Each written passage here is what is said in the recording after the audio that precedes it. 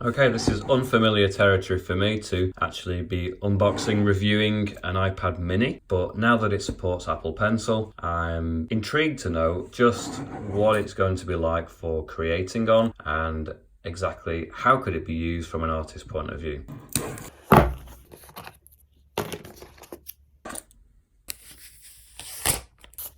So the option that I've chosen to review, to have a look at, is the 64 gig iPad mini, and it's just the Wi-Fi version as well. Now in terms of the price of this, starts at $399, and that's the same in dollars and in pounds as well at the moment. You can upgrade that to 256 gigabytes, but for the extra $150 or whatever, it is extra. I'm not entirely convinced that that's a sensible way to go with it. I think that the base rate of 64 gigabyte is probably going to be the best seller. Now in terms of the physical proportions, it is exactly the same as the 4th generation iPad mini, so it really hasn't changed at all in terms of width, length, depth. All of these aspects are exactly the same. So it does mean that we are stuck with the Lightning port and we have the Touch ID still. But also as a benefit, perhaps, we're sticking to the older proportions and the older technology, is that we still have the 3.5mm headphone jack. And obviously because it's the Lightning port, it does mean that we don't have the option to charge and pair the side with the magnets like we do on the iPad Pro.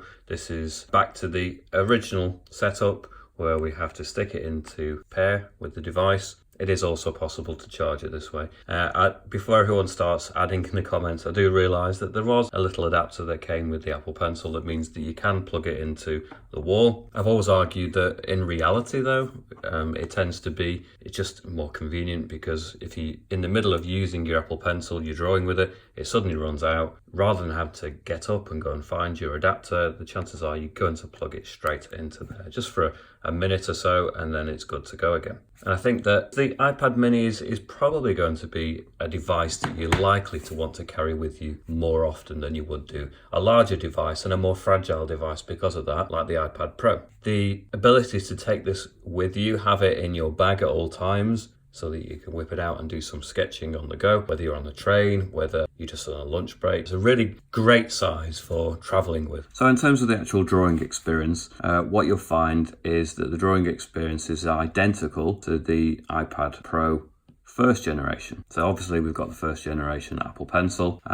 We've got the same 60 frames per second refresh rate. Now that's half the amount that we have on the iPad Pro, which means perhaps when you're moving quickly with the Apple Pencil, you might see a slight latency, a slight gap between the line and the Apple Pencil. But in reality, that's not something that's ever been a particular issue, because it's rare that your line will do this type of thing. Most of the time when you're drawing, you'll do smaller gestures, smaller marks, and really the latency is not an issue. It never has been. The more up-to-date iPad Pros, ever since the 2nd generation, has been a bit more responsive, a bit faster, but I really don't think that's something to judge this harshly by or to spend a load of extra money for either.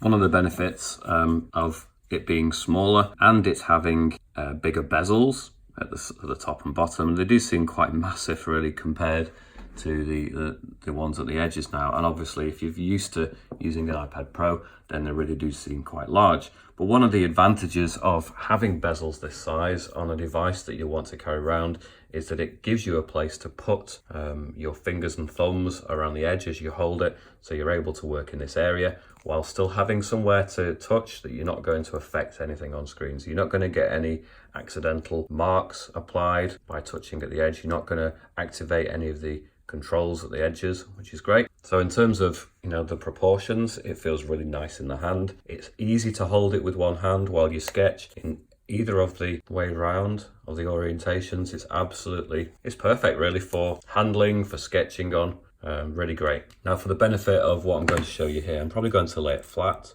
but I just wanted to give you an idea of how it actually is to hold. So in terms of the difference between, say, this iPad, the iPad mini, and I reluctantly say the budget iPad that was released last year. Now, relatively speaking, it is the budget version because that starts at $329, whereas this, despite it being smaller, is a larger price tag of $399. But there are some differences. For one thing, the screen is laminated to the glass on this, which means unlike the cheapest iPad, the standard budget iPad, this means that there is no gap between the glass and the actual pixels, which means that when you're drawing on that surface, it really feels like your Apple Pencil is practically making contact with the pixels themselves.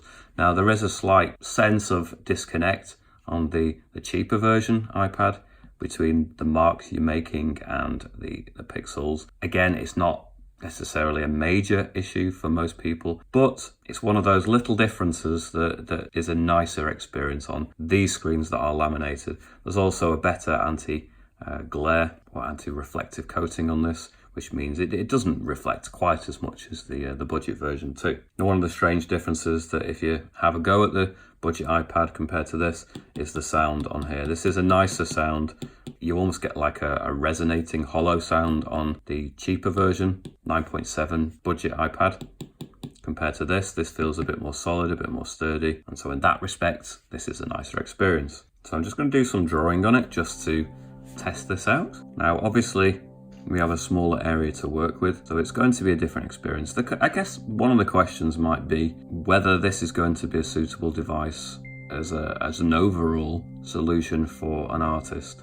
My first impression, without having really used it, I guess this is my assumption going into it, testing it, is that really this is more likely to be a device for people who want to do predominantly sketching, drawing on the go. People that perhaps want to dip their toe into art production but don't fancy the hefty price tag of the iPad Pros. This could perhaps be a great solution. Now, I love to draw digitally on the go myself as an artist. I do complete my artwork on the iPad Pro. I don't use a desktop anymore. Procreate and the iPad is my 100% medium, and it has been for a few years. I don't see any real reason for my particular use case to go back to a desktop at all. Now, that's not going to be the same for everyone. There's going to be some things that a full program and a desktop will do for some people, and they really need the extra power and versatility of a full program. But I find, just in terms of painting and drawing, which I tend to do everything manually anyway, that the iPad is perfect for my use case.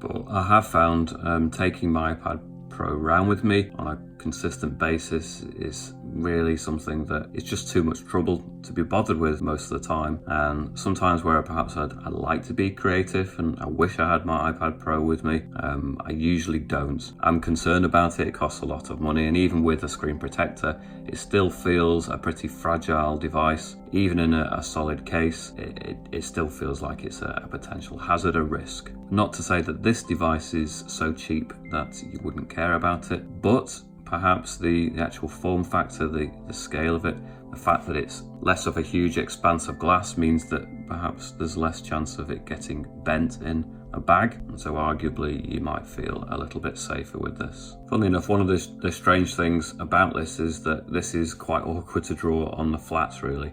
I think that this is the kind of device that you're going to want to hold while you actually work. So it almost feels better as soon as you can get a grip on the edges of it. And I think that's the majority of way that people are going to actually interact with this, is they're going to want to hold it in such a manner. And in that respect, it does feel better than an iPad Pro for sketching at the very least. So if one of the reasons that you want to get an iPad is just for drawing, then arguably this could be a better solution for that than the actual iPad Pro.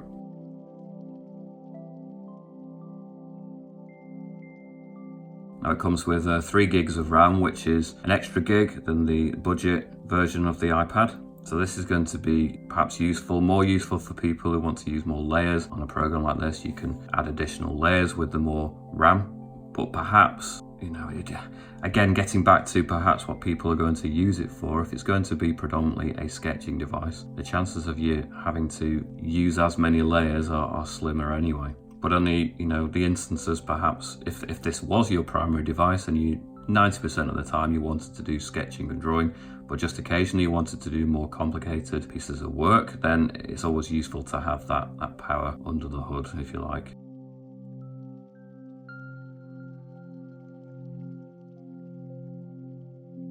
In terms of screen brightness, it doesn't go quite as bright as the iPad Pro. It has 500 nits brightness compared to 600 on the iPad Pro, which I suppose if you're using this outside as a sketching device and you've got a sunny environment, you've got bright reflections impacting on the screen, it's a shame that it couldn't be quite as bright as the iPad Pro. But I think in most cases, the 500 nits of brightness on the screen is going to be sufficient. It still gets pretty bright. Now, one of the things that I've really enjoyed in the past is going out with a sketchbook and actually sketching from trees, which is kind of, I guess, the kind of forms that I'm creating at the moment. I always used to take probably a sketchbook that's larger than this in reality out with me. So it doesn't necessarily need to be small in order to take it out. But like I said, the fragility of a large sheet of glass essentially that you're taking out with you means that I'd probably feel a bit more confident with something with these proportions out sketching. I could really see this being the kind of device that I could enjoy sitting out with and actually doing some sketching. I mean, the purpose of me buying this is predominantly just so that I can do the video to review it. But having said that, now that I'm really using it and seeing that it is just as good in every way as drawing on the iPad Pro, I'm starting to think, you know, is it something I could get plenty of use of in addition to my iPad Pro? Now, I realise for most people that's probably not going to be a conversation worth entertaining. Because I have my YouTube channel, because I teach art, and because I'm an artist and keep as productive as I possibly can, then the argument, the kind of idea of having more than one iPad is perhaps more justifiable. I realise for a lot of people that's never going to be the case. In those instances, it comes down to really thinking about the way that you're going to be using the iPad itself. Now, I'm talking a lot about sketching, I suppose, because that's the kind of use case that I can imagine myself mostly buying the iPad for, but that's not to say that you couldn't do full creative things with a device this size. Obviously, what that means if you're doing full paintings, going to be a lot of zooming in and zooming out. And if that's not something that concerns you, and it's something you're used to doing because you do very, very detailed pictures anyway, then you're not going to find it too irritating. But I think being able to stick at it at one sort of zoom level and not have to pinch in and out constantly is quite nice. So it's almost perfect for the kind of the resolution, seeing it as a rougher sketching device. Now, it does have the True Tone display, and you can enable that. So if you are sketching in different lighting, ambient color environments, then it will match the kind of tones around you, which might be a nicer way to draw, especially if it's just monochrome drawings where the colors don't matter as much anyway in terms of what you're actually creating. You're just doing a black and white pencil drawing, for instance. Then having the True Tone enabled so that it matches the ambient color of your environment, it's just going to make it easier on your eye. It's going to be possible to draw for longer, and actually in that kind of situation, having True Tone is a real advantage. I tend to disable it when I'm doing full color paintings, simply because I want the colors to appear consistent to my eye. I don't want them being distorted or, you know, appearing different in different environments. I want to keep them very consistent.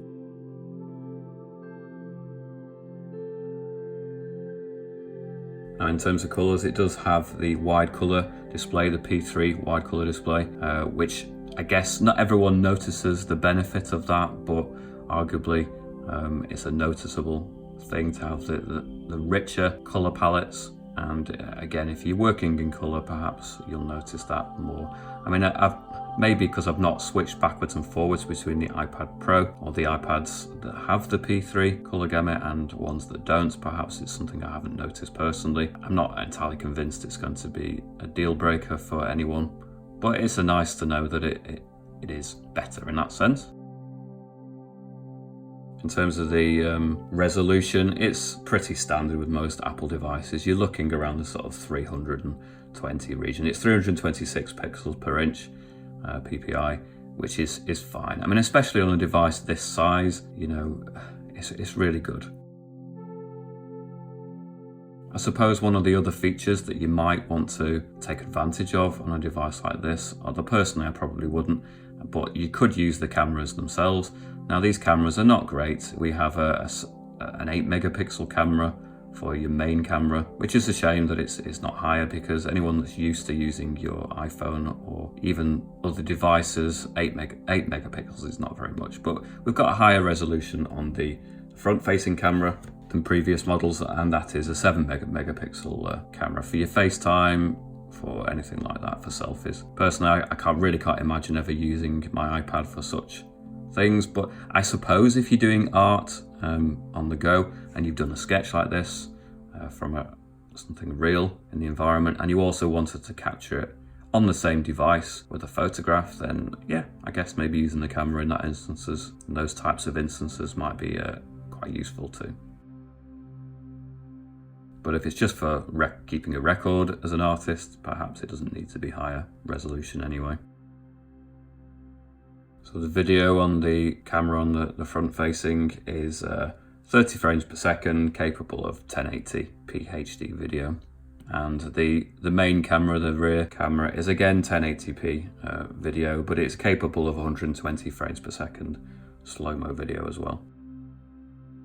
Now, in terms of battery life, it says that it does have up to 10 hours, but I think that's mainly for sort of surfing the web, watching videos, listening to music. I do find that drawing apps like this, Procreate, are more battery hungry, and you'll find that you'll get fewer hours using this type of app. We're probably looking around the sort of 6 hours, 7 hours, maybe in that region, I would imagine. I've not had a chance to really test that out, so I'm only making a guess based on other models that last for a similar amount of time overall, but yes, don't last quite as long when using this type of app. Now, it only has 2 speakers compared to all the iPad Pros, which means that the quality of sound is not going to be great from it. So if you're wanting to use it as a device to watch videos on, you're not going to go too far wrong with it, but the proportions on this is quite wide compared to things like the iPhones. So you're going to end up with a letterbox video sat awkwardly in the middle with bands at top and bottom. So it's not going to fit perfectly, so you're not going to get a terribly big video experience. But again, I mean, if I was to buy this as an artist, I'd be looking to use this predominantly as a sketching device, and any other time that I might be using it, then it's a secondary function that may be useful occasionally, but I wouldn't be too concerned about that personally. Now, having said that, I am talking about this from just my own perspective as a secondary device, but if this was going to be your primary iPad, then I think as long as you weren't obsessed with things like quality of sound and size of sort of videos, then actually it's a pretty damn good device. It's very powerful.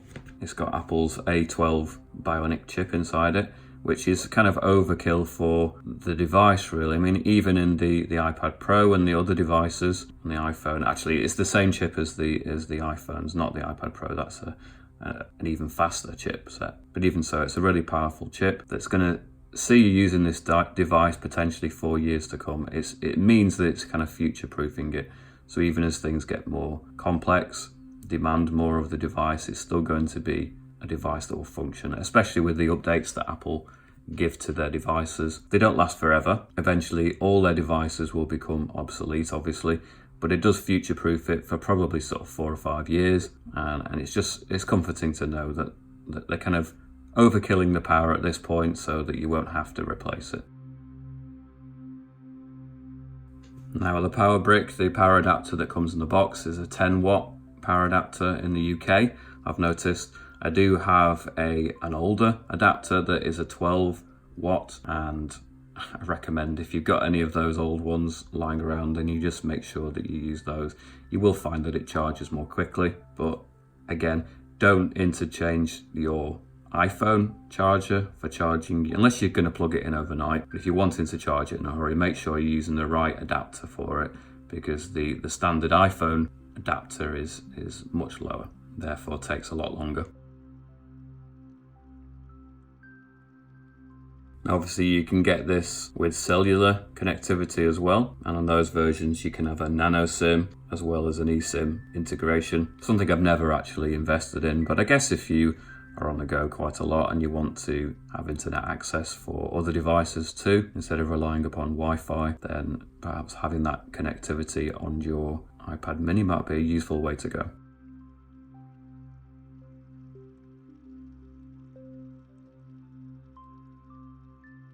Now I'm going to be doing a video where I look at the iPad Air 3 as well, and doing a test and something of my opinion and review on that, and maybe do a comparison between these two devices. So perhaps you can really get to grips and figure out which device is going to be best all around for you. But I can tell you even now, with my limited time using this iPad mini, I'm kind of loving it in a way, really. I do like to draw more than anything else. My painting is an extension of my drawing. All my artwork starts as sketches, as drawings, as doodles, very similar to this. Now I'm trying to kind of steer this into the direction of something that might be the kind of image that I actually draw in real life. If I'm out in the field drawing trees, then arguably I could end up with something like this. I'm just making this up. It is in fact a doodle. So this is the kind of thing that, you know, I may end up drawing. So like I say, if drawing is your main activity artistically, then actually this is a great device. It's not necessary to get the biggest and best of everything unless you're going to use it for the advantages that gives, in terms of being a relatively affordable device that benefits from the vast majority of, or a lot of the technology that goes along with the iPad Pros too.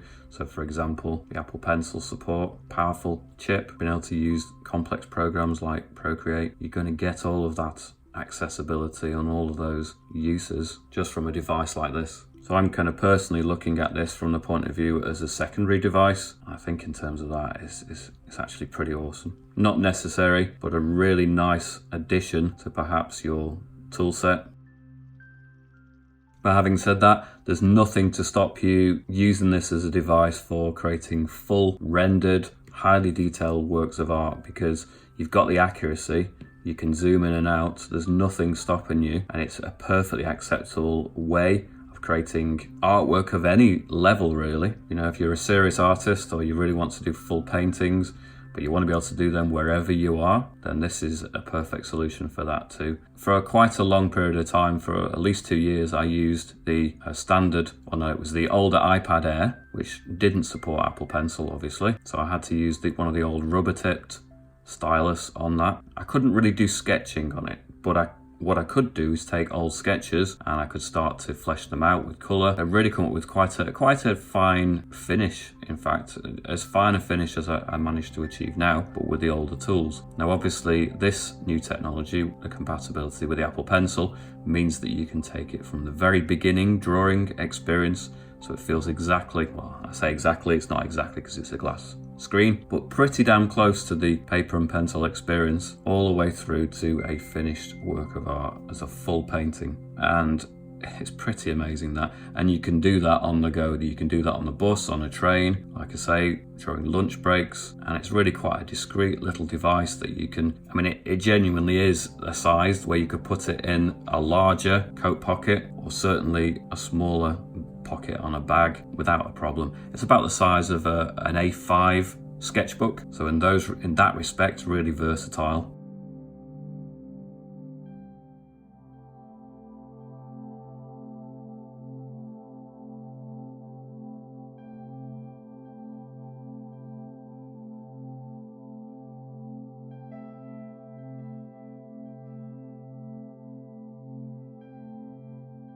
And I suppose the argument will be from many people is that if it's going to serve the purpose of an A5 traditional sketchbook, then why not just take a traditional sketchbook around with you? And it's a perfectly valid argument. I can't really dispute the logic of that, certainly. But having had the experience of drawing and painting digitally over the last few years, I've kind of got to the point now where I don't really like to go back to do pencil and paper drawing now. I know that might be deemed sacrilege from some traditional purist artists, but I really like the versatility of being able to go straight from this drawing to adding colour to it without having to try to scan it or trace it or copy it again, because sometimes you just capture the magic in a sketch and you don't want to have to reproduce it. Have to copy your own work is just such a laborious, painful process, and you usually lose some of the magic in the translation. But also there's just more versatility. If you make mistakes, you can backtrack, you can go forwards again, you can create other layers, you can distort, you can really manipulate the image in so many more ways. So if you really want to get more versatility out of your drawing, you want to push it further, then I honestly feel that it's a better device these days than pencil and paper for me personally. And I realise that's going to be controversial for some people, and some people are, really against digital work. Having said that, I can't imagine you watching this video if you're of that mind, but I'm always surprised by the fact that people do sit through my videos just to say that digital artwork is cheating or fake or not as good as the traditional. But each to their own. I'm not really arguing with that point, but it's not one that I agree with, really. The two skills completely translate. Now, if you don't have the money for a device like this, then you don't need to buy a device in order to get better at drawing and to practice your sketching. Then by all means, just go around with a pencil and paper. You're not disadvantaged in that sense, because I never had an iPad when I was younger, when I was learning to draw and paint. These are tools that came later. And as much as I'm enjoying them now and it gives me more versatility with my artwork, they've not been essential in my development as an artist. So don't think for a second that somehow buying this type of technology is going to make you a good artist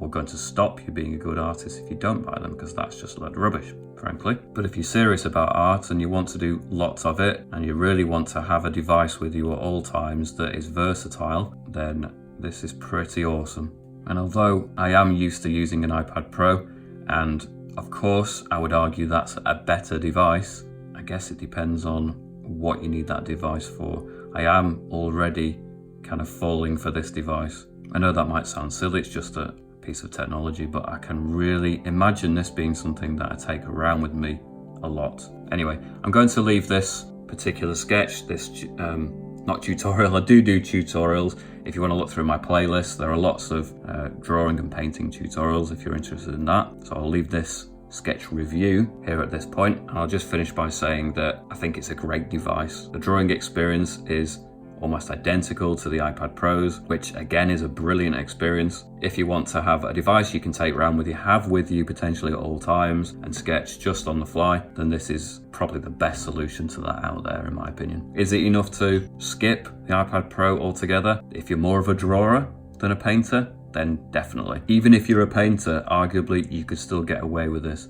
Having said that, I do like the larger screen when I'm doing full paintings. I like to be able to see the whole image all at once without having to zoom in and out constantly. So I guess it comes down to ultimately the kind of artist that you are, the kind of artist that you want to be. If you're considering this as a secondary device to your main iPad, I think it's a great option. Hope that's been helpful. Please check out my other videos, subscribe to my channel. I do have a Patreon if you want to check that out. There is a link in the description for that as well. Otherwise, I'll catch you back here again. See you later.